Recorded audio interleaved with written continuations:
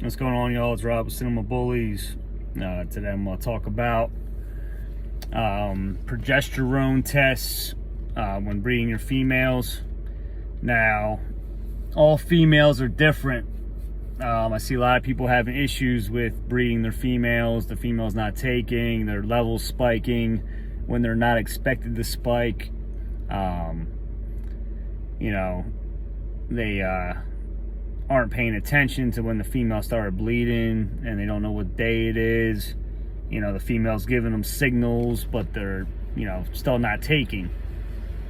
Now, best way to avoid any issues when breeding your females is to get progesterone tests done around day 5 to day 7. You want to get a baseline. You want to know where your female is at. All females are different. Some females can spike at day 7, 8, 9. Other females can spike at day 13, 14, 15, 16. And the only way to know when the female spikes is by getting progesterone tests done every 2 days. So if you do it on day 5, you'll do it again on day 7. If you do it on day 7, do it on day 9. And then go forward every 2 days, go get another one. Your female might start flagging. Flagging can mean she's ready. It also doesn't mean she is. Your males, if you have any, will give you a good idea when your female is ready. They'll try to mount her, and if the female allows the male to mount her, usually that's a good sign that the female is ready, but it doesn't mean they are.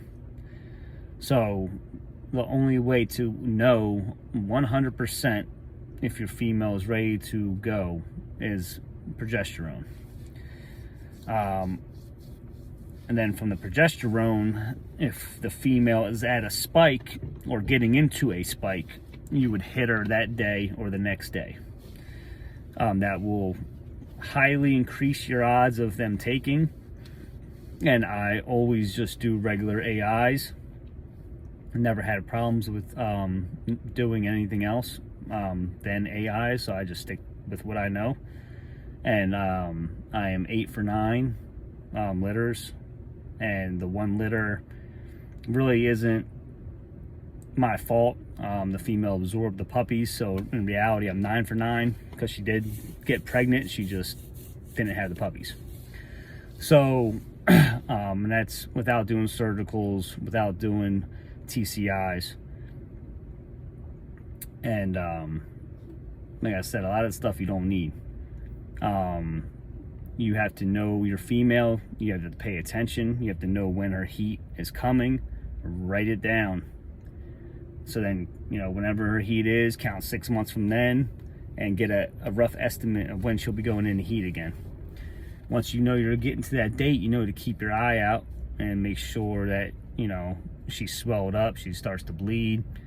You gotta remember, females bleed more than others. Others bleed a lot less, and some you cannot tell at all.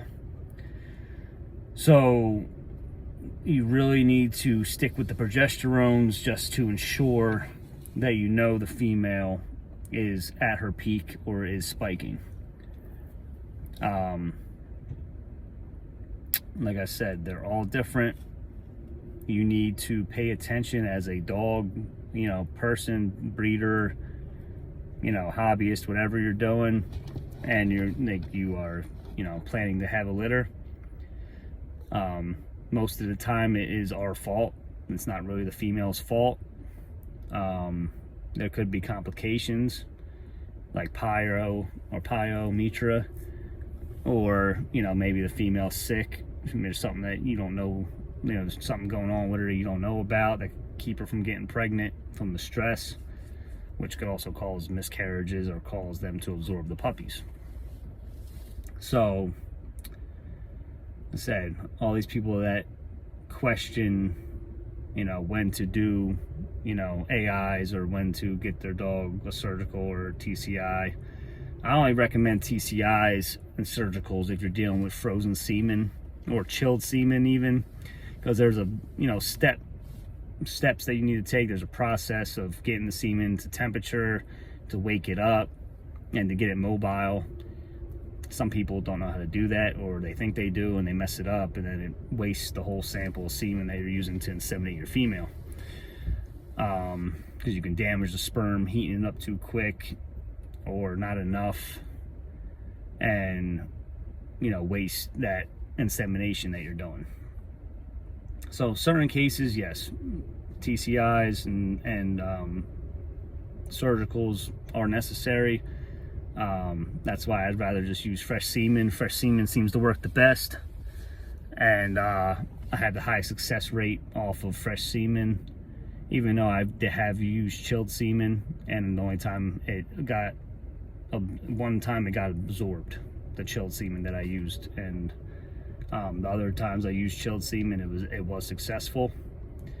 So, and I did my process of heating it up with lukewarm water, and then stick it under my armpit for 15 minutes or so, and then inseminating the female. And like I said, she took, both times with the chilled semen. So, it's possible. You definitely got to do your research, look it up how to do it. You can go off by what I just said. Use a thermometer so you know what temperature the water actually is.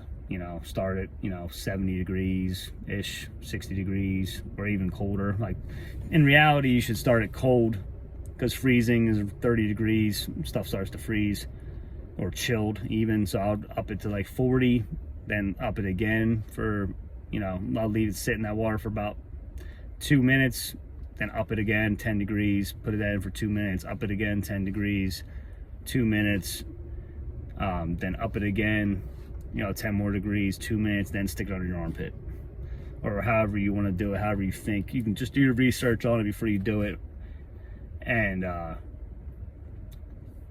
just understand the process of waking up the sperm to do the insemination, and that will help you out if you are doing an insemination with chilled semen. But if you can do fresh, if it's worth the drive, see the stud in person, do it in person. Fresh semen's always the best. And like I said, know your female, and understand they're all different. And hopefully this helps you guys out on understanding how to inseminate your female, and understanding the progesterone, and understanding that these dogs are all different. So like, subscribe, comment, let me know what you think. And if you guys have any questions, drop them below. Or if you see me at one of the dog shows, come up and talk dog stuff, then come up to me, we'll talk. And hope this helped you guys out. All right, take care. Later.